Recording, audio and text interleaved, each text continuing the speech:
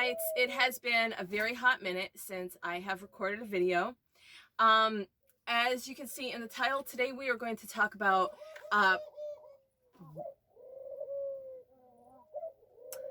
my dove decided he really wanted to be in the video. We're going to be talking about ghost hunting equipment. I prefer to call them paranormal tools. I hate the term ghost hunting. So what we're going to do today is we're going to talk about different types of tools that we have that's available for you. Most of these are my own that I paid money for, and some of them were extremely expensive. So we're going to talk about the types of tools, whether I think they're really worth it, whether expense-wise, what we're talking about here. As most of you know, I am a paranormal tour guide for the city of St. Augustine. Well, not the city, I work for a company. But I am registered as a tour guide in the city of St. Augustine. So I am licensed to do what I do. I also host paranormal investigations inside of the location that we have. It's our own private location. I work for Ghost Augustine here in St. Augustine, Florida. And in that sense that I host paranormal investigations in one place, it's very easy because I have a rapport with the spirits. I know their personalities. I know what they're like. They know me. I get a lot of great results. People go home with all kinds of evidence from it. It really blows their mind to have that type of interaction, and I love giving them that type of interaction. But you also have to remember, because the spirits know me, because I know them, and I can, work with them and get them to do something. It's very different than walking into a place that you don't know any of the spirits, you don't have a rapport with them. So it's going to be a whole different ballgame if you are investigating a place. You have to keep that in mind. So with that being said, I'm going to start showing you some of the tools of the trade and whether I think, in my personal opinion, as an experienced tour guide and as a paranormal investigator, if I really think it's worth it for you to pay that type of money. Now, this right here, if you've ever watched any of the ghost hunting shows, and I'm sure you have, otherwise you probably wouldn't have come across my channel. This is the K2 meter. Now, there's pros and cons to the K2 meter. The K2 meter is fairly inexpensive. It's going to be one of the cheapest tools that you might purchase. However, there are some big issues using the K2 meter. Now, in case you didn't know what the purpose of the K2 meter was, it was not invented to be a paranormal investigating tool. It was invented for electricians to find power sources behind walls, so that way they can trace power lines and not, or even carpenters, so that they're not digging in to the plaster. So this was actually made as an electronic source discovery tool. Okay. That being said, that when you use this, smartphones, smartwatches, energy sources can interact with this and give you a false positive. It's something that you have to be aware of. If you're investigating and you do not need your phone on, I always suggest put your phone in airplane mode. That way, the push notifications, text messages, all that stuff, your pings, your location pings that your phone normally does, it will not interfere with this. If you have a smartwatch, turn your smartwatch off or take it off. So unfortunately, yes, this can give you some false positives. Now, the company that I work for, Ghost Augustine, we do sell this at ghosthuntersequipment.com. Now, I'm just letting you know that I am not being paid for this. If you buy from any link that I put under this, I don't make a commission. I only make a commission if you buy from me personally in the store. Okay? So I'm not making any money off of this. You can, of course, go on eBay. You can try to find one of these online a lot cheaper. We sell these for about $60 a pop. At that price point, do I think this is worth it? I will say no. Okay. Do I think that this is a great ghost hunting tool? Do I think this is reliable? Compared to some of the others, no. If I had a choice between buying this and buying something else, would I buy something else? Yes. Now, the pros and cons to this is, if a ghost does know how to use this, does know how to interact with this, can they use this to give you answers?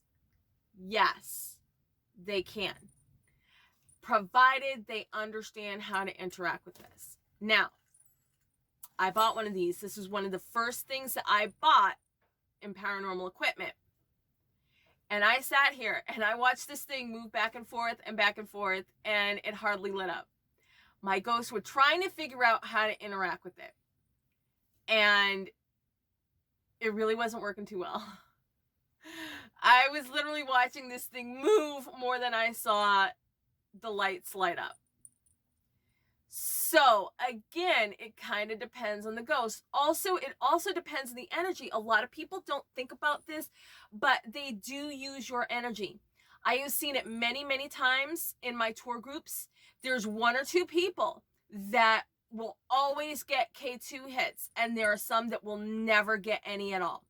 It depends on the energy that you have, because they do use your energy to interact with this. So again, if you don't have the right energy, it's kind of throwing your money down a pit. Now, one of the best ways to test if you have that certain energy is with the pendulum. The pendulum is very cheap, or dowsing rods. Dowsing rods are pretty cheap, especially in comparison to this. If a ghost can use those with you, you have a better chance of them being able to use your energy to interact with this. It's a good measure of what kind of things you can expect with this. But do I really think this is your best bet for a ghost hunting tool? No, I don't. This just doesn't cut it for me, in my opinion, as well as some of the other tools that we have. So the next tool that we're going to talk about is the RemPod. Now, my company sells it. We build these ourselves. It's called a Rem Master. Now, the reason why I would like this better is because electronic devices are not going to react with this. You can have your smartphone by it. You can have your smartwatch by it. It's not going to react. Now, the only thing, and I don't think you can see the table here. There we go. Okay, so you can kind of see the table. So when I turn this on, okay, so now the only thing that is going to react, and here's the smartphone. See, I turn it on. Oops, turn it on. Oh. There we go. It's not sending off a signal to react with it, okay? That's not my smartphone. Are you guys screwing around? Okay, so smartphones are not going to set this off. Although I have a feeling that my ghosts are trying to make me look a fool. What will set this off is when you come in, when something breaks the barrier field around this antenna. So that's what's actually going to set it off, when something breaks this field, not a smartphone. Okay. Now, a lot of people, they will fully extend. Okay. They will fully extend the antenna. It does give you a little bit more control. Okay. I usually don't, because that means something has to be very up close to this, especially when it's down, for this to really set it off. You don't have to do it that way. You can do it whichever way you want. That's the way I prefer. Now, I found on this, and I think I've posted this video online. It's been so long since I posted a video. I think I did post it probably on my Instagram. If you have subscribed to my Instagram, the location that I host the investigations at, we did have the RemPod. I was talking to the spirit and I was like, can you make the RemPod go off? And he was making it go off on command.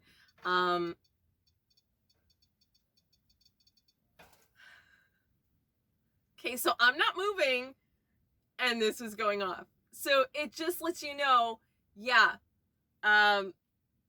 you can get a lot more going on with this than with a K2. Because the entire time I held the K2 there, I was kind of getting nothing. And just as I'm sitting here, I'm kind of getting some activity on this. So this on our site, as of right now, as far as I know, this is $99. Okay.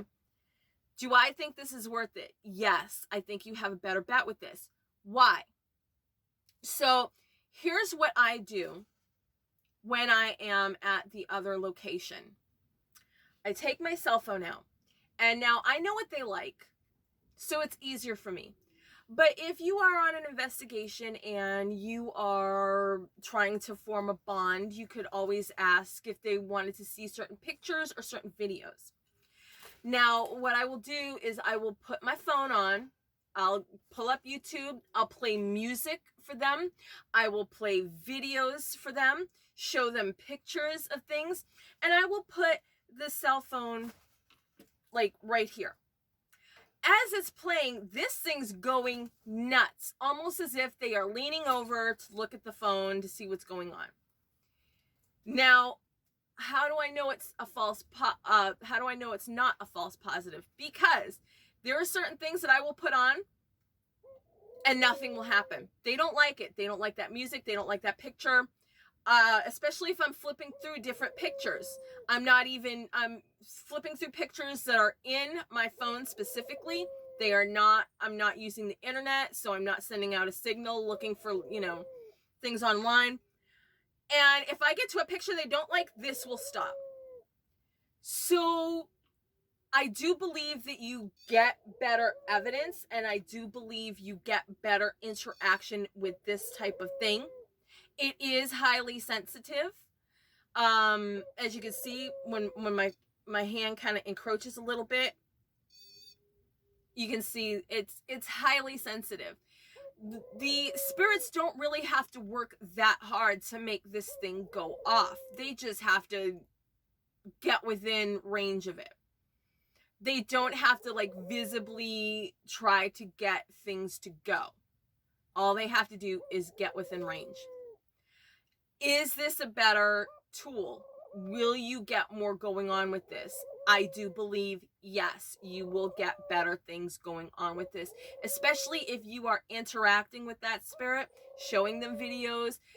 And I hadn't really thought about this, but at the location that I go to and I host the paranormal investigations, I ask the spirits, do you ever go out when we have festivals or something? Do you go see the Night of Lights on the plaza? Do you do this? Do you do that? They say that they never leave that location. So if you bring the world to them and show them something and interact with them, I do believe you're going to get better results than if you demand they do something, demand they show you that they're there, ask them to perform something for you. How about instead you actually do something for them, show them something, and that makes them more eager to interact with you and give you some evidence. So that's another thing to keep in mind. Ghost Adventures is very entertaining, but I don't adhere to what they do. So this is the REM Master, and as far as I know, this is $99. It might have gone up to $119. I'm not sure, but I believe that this is $99. Now I know that there is a package. They do a combo deal with this, and I think the Shadow Master, which detects shadows even in the dark, and then it will alarm. I don't have that. That's not something I was really interested in. They do have some combo deals on that website, so that's something to think about in case you don't want to take my opinion on this. So that was the REM Master. Now, we have an old style spirit box, which is called the PSB7, and we have the new style, which is this one. So let's go over the two differences in these type of things. Now, this is the old one, this is the new one. Now, if you look closely, you'll notice that there's some style differences in the new one versus the old one. There's this thing right here in the middle. Now, what this actually has, this has a temperature detector in it, as opposed to this one. Now, this one, when you turn it on, this has a blue screen. And there it is, you can see it. It has a blue screen on it. Now, oops, let me move this back just a bit so that it's not falling over. All right, so this has a blue screen. You can keep it backlit by pressing that, and it will keep it turned on. Now, why would you need to keep it turned on? Just in case you have a camera on it, so you can see that it's scanning through the channels, it's not stopped. That way, if you hear any voices, you know it was scanning through pretty fast. I keep this on a high speed. You can go from 100 all the way down to 300. 300 makes it really slow. Sometimes it is hard to hear and make out what the spirit is saying when you're doing it at 100. So I would go down to 150. 200 is the slowest I would go. Otherwise, then you start picking up words from radio stations, and it's not going to be as reliable. Now, this difference is that this has a red screen. I'm going to turn this down a bit. Now, this does have a louder speaker.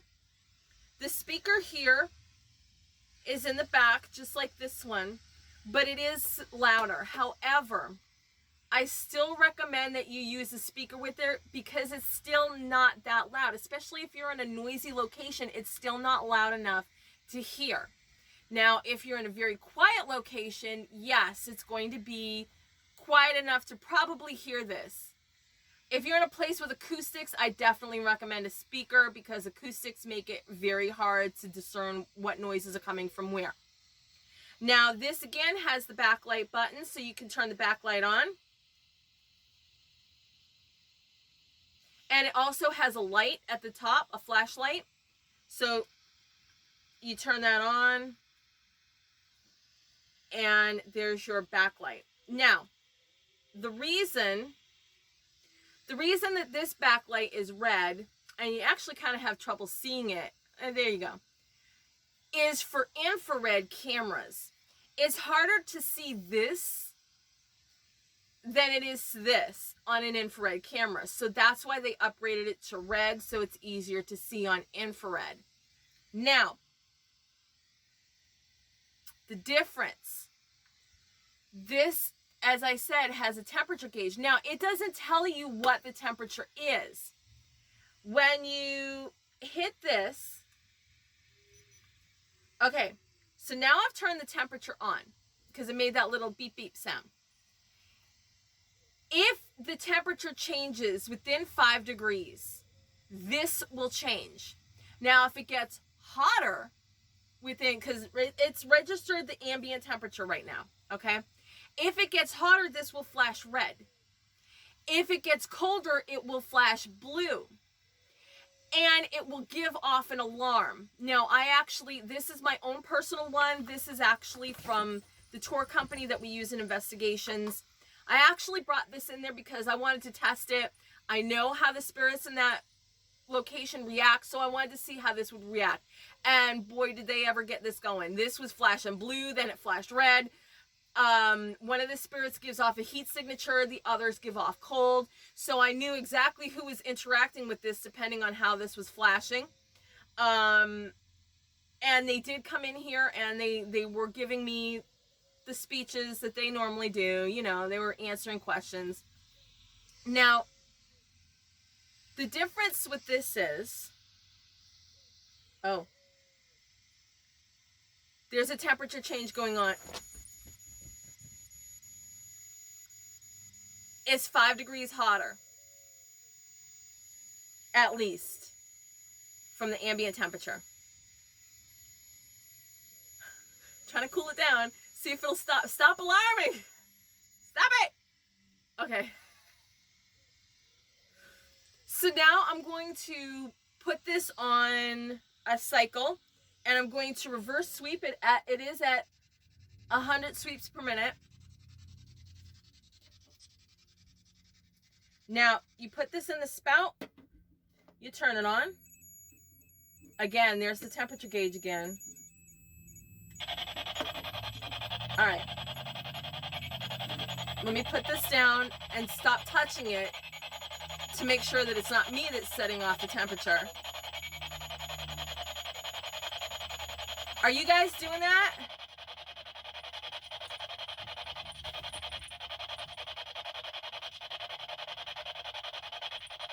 Do you guys want to say anything to the Willowites?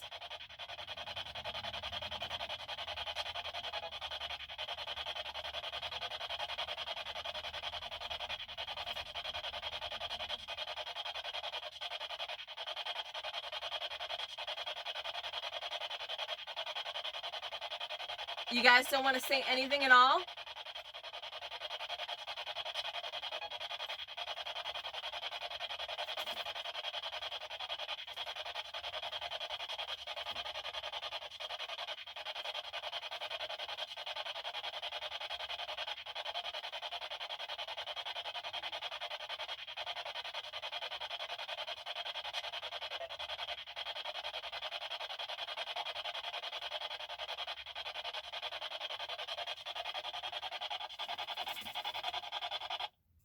All right, so I turned it off, but the temperature gauge is still on. So if there's any fluctuation,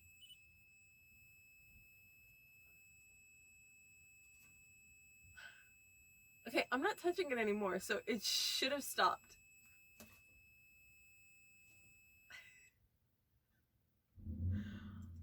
You guys are really doing something today. All right, now this is the old one.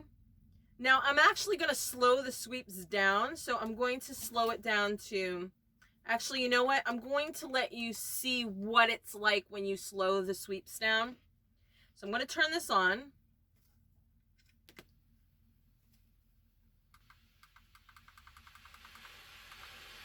All right.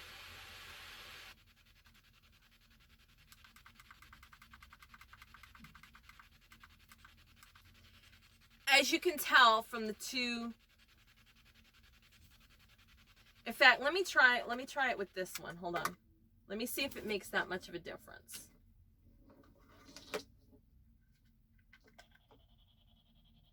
So as you can tell, this is at the highest point. That wasn't even at the highest point. Big difference in these type of things.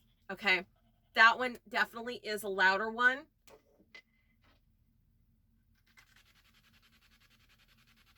You can still tell huge difference between that one and this one. It's going to be harder to hear this one.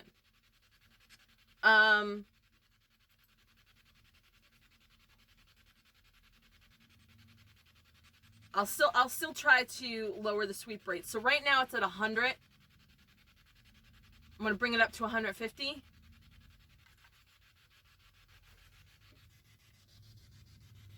Now I'm going to bring it to 200.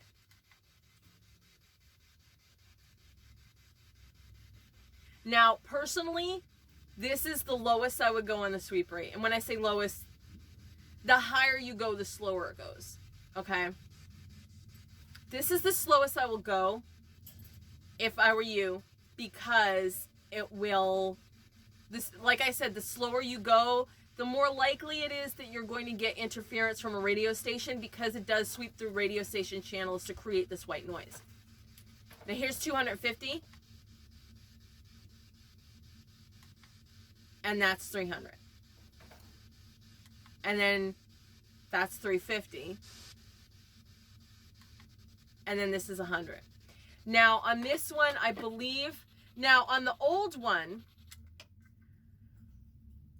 it has FM and AM sweeping, but the capabilities are different. On the old one, if you switch to AM, it starts at 200. It starts at 200, and then it goes to 250, 300, 350, 400, 450, 500, and then back to 200. So it goes a lot slower on the AM, and I'm hearing interference, but this is from, I mean, a lot of AM radio is talk radio.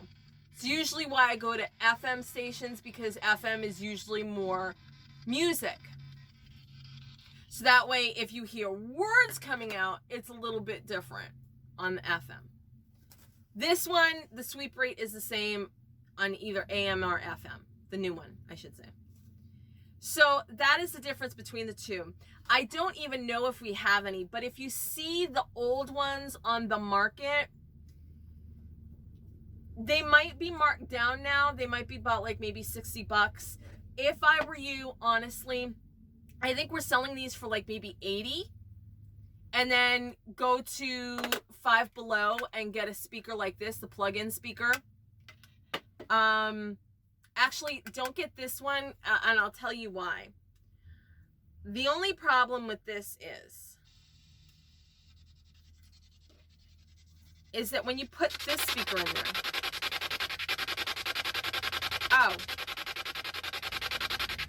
okay, now it's working. Maybe it's, let me see, hold on. Now it's working. Okay.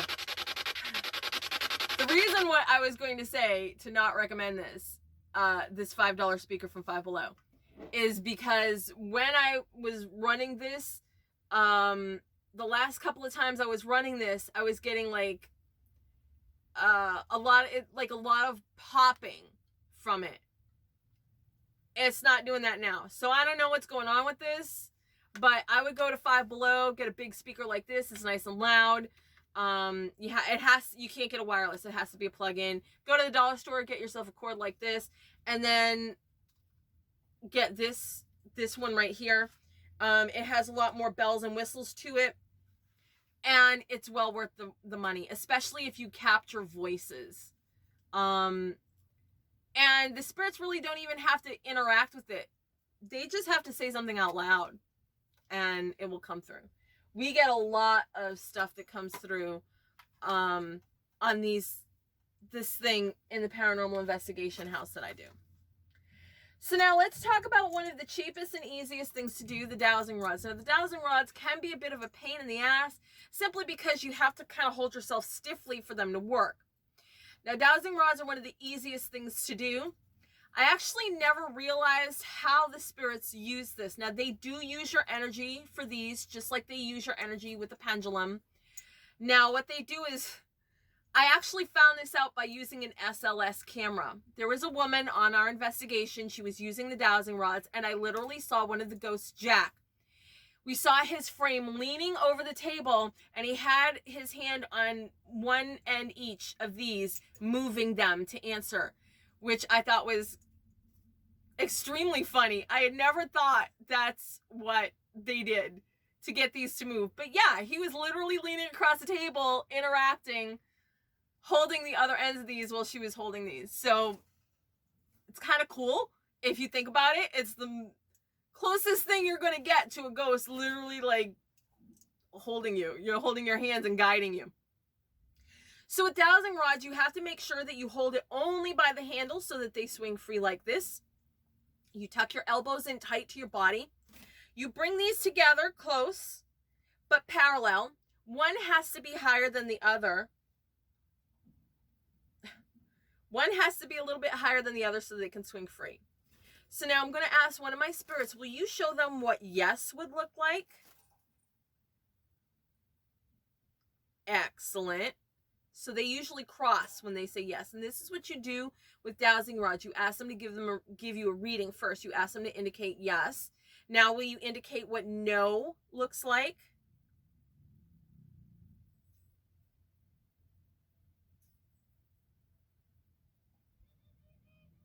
Very good. So what they do is they separate and they usually sit parallel to each other. Now will you show me what maybe or I don't know looks like?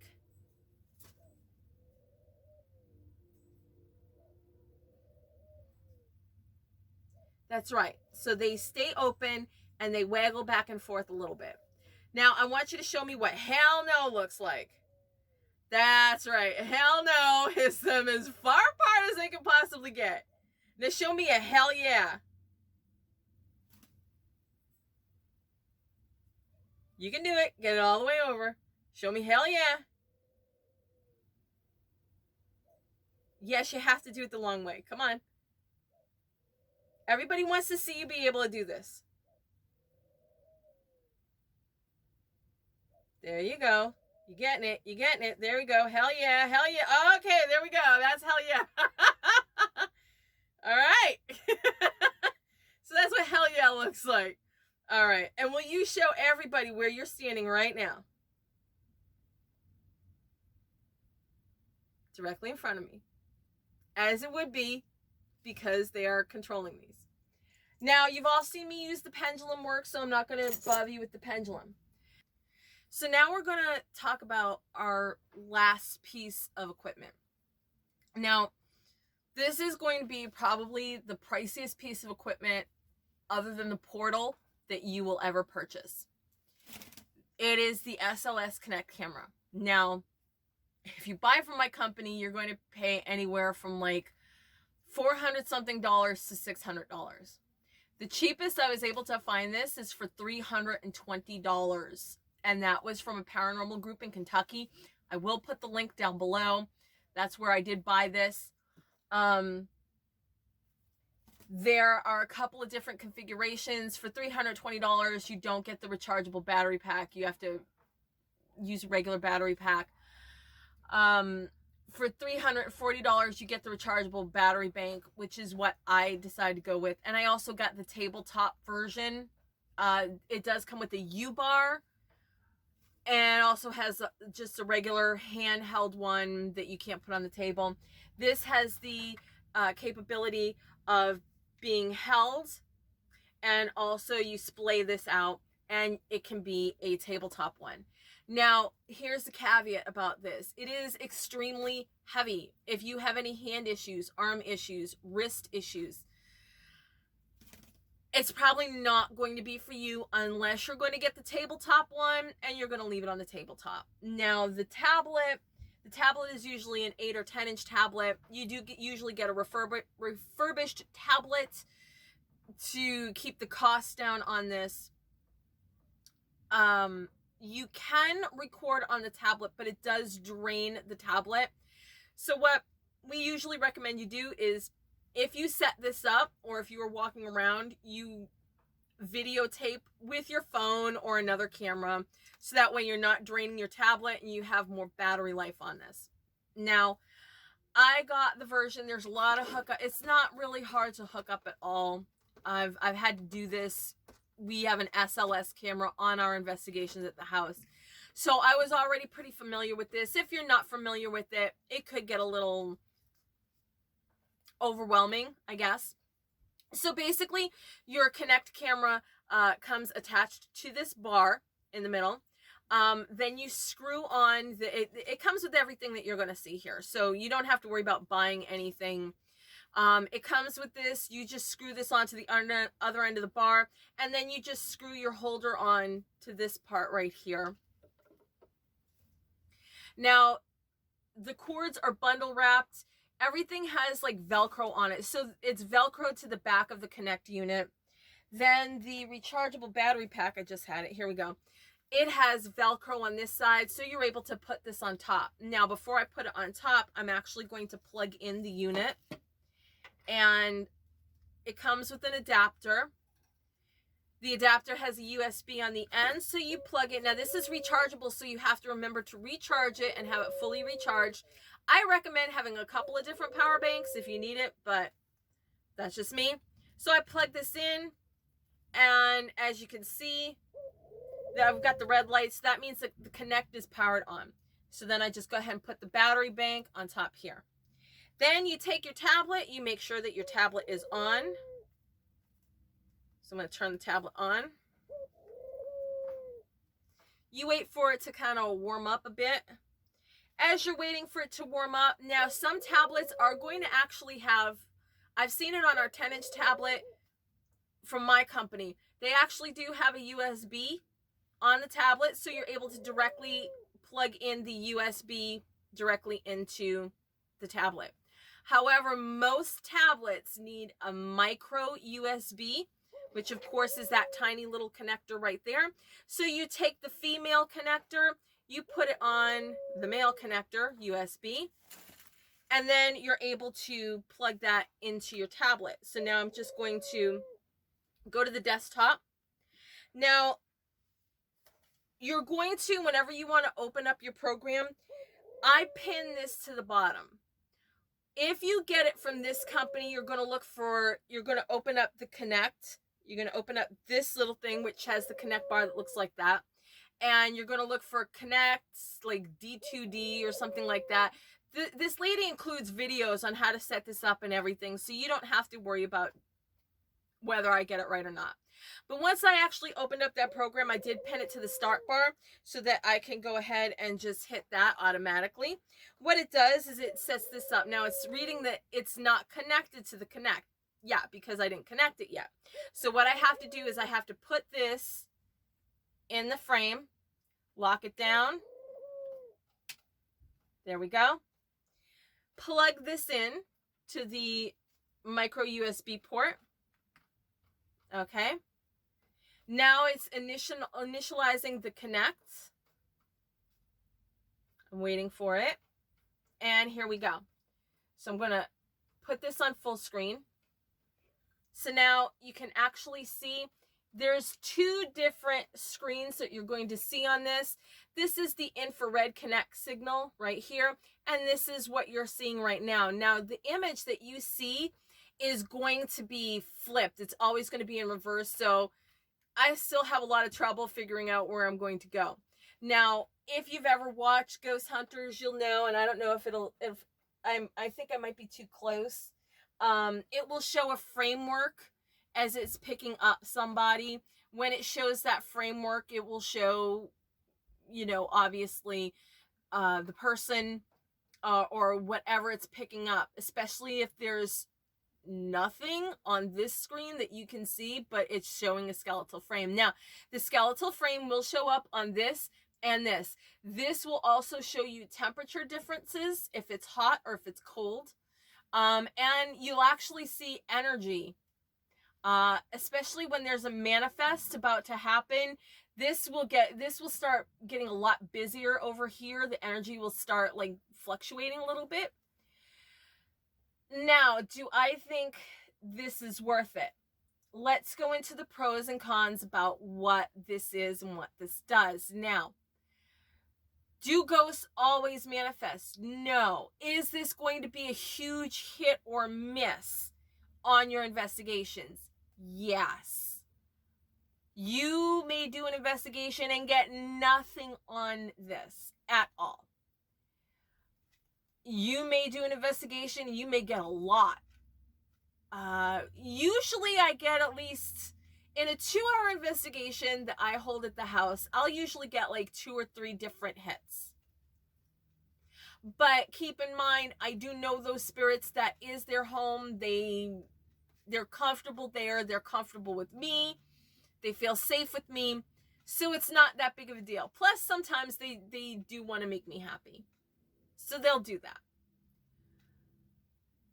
In a different setting, you might get nothing. You might do a couple of investigations and get nothing on this. Now, I've actually had some of my spirits appear for me. We have the no manifesting rule in the house. I told them, if you want to do it for this, if you want to, see if I can capture you, they have done it for me a couple of times. But if you consider, I have 200 spirits and I've only had like 3 spirits show up on this. Again, there's your like hit or miss, and these are spirits that have been with me for years, so there's your hit or miss ratio right there. Do I think if you have a limited budget and you're looking for cool stuff to interact with your ghosts, do I think this is a good idea for you? No, not if you are on a budget. If you are on a budget, again, best bet. This or this. They're roughly the same price.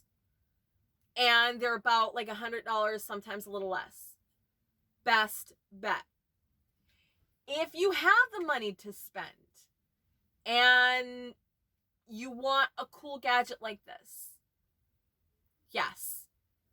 This, honestly, I spent my Christmas tip money to buy this. I should have put it in savings, especially now with everything that's going on. But I really wanted to do this. And for me, I kind of consider it almost a business necessity because I do have the YouTube channel. And I will be doing more stories about Haunted St. Augustine. I will be going out more to do this. So I was kind of able to justify it a bit, and I will be writing this off on my taxes because I do have a YouTube channel and I do have a business and it deals with paranormal, so I am able to justify this. But if you are not able to justify this by either having the disposable income or being able to write this off on your taxes, I would suggest giving this a pass. It is really cool. I do have some fun with this, especially if I say, hey, can you like wave? I actually asked one of my spirits that would not be about the same age as me to do the Running Man, and I watched the spirit dance, and it was pretty funny. Is it entertaining? Yes. Is it fun? Yes. Is it cool? Absolutely. But again, unless you have that disposable income, I would give it a pass. Again, it is heavy, so if you have arm problems, even neck problems, because again, your shoulders, you're holding it. Arm problems, neck problems, wrist problems, hand problems, arthritis, give it a pass. It's heavy, unless you're going to have it set up on a table all the time. So that's the pros and cons of this. It's a really cool tool. It's fun to have, but compared to what the other stuff and the things that you could get from that, it's not a necessity. It's just cool to have. So I think that's pretty much it for my review. If you're looking for cameras, I always say use your smartphone. But if you want to find an infrared camera, you can find this online on eBay for really cheap, like about $50. We sell it online on our store for I think like $100. You just get yourself an SD card. This does film in infrared. This is where all my infrared videos have come from. When you've seen the infrared videos on my sites, I've used this. The problem is the infrared drains the battery really fast. So you're only going to get about 30 to 40 minutes of infrared filming on this, unless you buy multiple battery packs and slap them in to keep filming. That is the downfall about this. Regular video filming on this, you get a couple of hours. But if you're doing infrared, it drains the battery something bad. So you're going to have to buy a couple of different battery packs for that. GoPros are good if you're going to be using this, or if you're walking around and you're doing, you need to have your hands free, especially if it's in a really dark place. GoPros are kind of cool. Of course, you can find knockoff GoPros. I found a knockoff GoPro online for I think it was like $30, and it comes with the waterproof case and a couple other things there. I can attach it to the U-bar that I have. Again, for speakers, go to Just go to Five Below. You'll get a good type of speaker that's going to be loud enough. $5. I think that's it for just like the basic type of equipment that you're going to want. I bought this case. It didn't come with any foam, but I did buy this case for $30 from my employer. Of course, if I want to put everything in there, I have to have foam. The Kinect isn't going to fit in there. The Kinect, I'm probably going to put in either a laptop bag, or I'm probably going to buy one of the Xbox gaming console bags, so that I can have this in there, have the bars in there, and then some of the other equipment as well, and carry that around. So I might do that. Other than that, I think that's probably about it for this video. I hope that you found my reviews and my opinions to be worth it for you. I hope it gives you ideas on what you may want to do, what you think would be best for you, especially if you want to go out and do some investigating or even interact with your own spirits, which ones would probably be the best to work with. So I just want to let you guys know that February 16th is going to be the 2-year anniversary of the SalemWillowWitchery.com. So on Valentine's Day, there is going to be a huge blitz going on between my website and YouTube. There's going to be new products going up on the website. I'm going to be doing a little bit of shuffling and redesigning. There's going to be new spirits going up on the website. There's going to be new Tales from Haunted St. Augustine videos coming up. Of course, with the spirits that are going up for sale, there's going to be the interview videos with them. So I'm going to be doing a lot. Valentine's Day is just going to be blitz. So if you are still stuck in quarantine and you can't go out, if you don't have a date like me on Valentine's Day and you're looking for something to do, there is going to be a bunch of stuff for you to do on my website and on my YouTube on Valentine's Day. And just a little note, as for the witch boxes, they are now kaput. It was a fun experiment. I will take the blame.